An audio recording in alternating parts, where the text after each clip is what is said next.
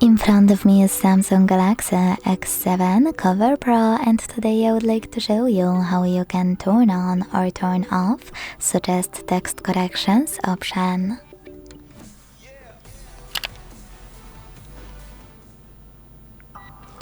Begin by going into Devices Settings and scrolling all the way down to click on General Management. Over here, then select Samsung Keyboard Settings and tap on Suggest Text Corrections over here.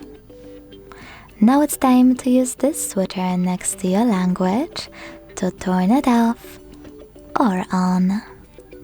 Thanks so much for watching. If you enjoyed this video, don't forget to leave a like, comment and subscribe.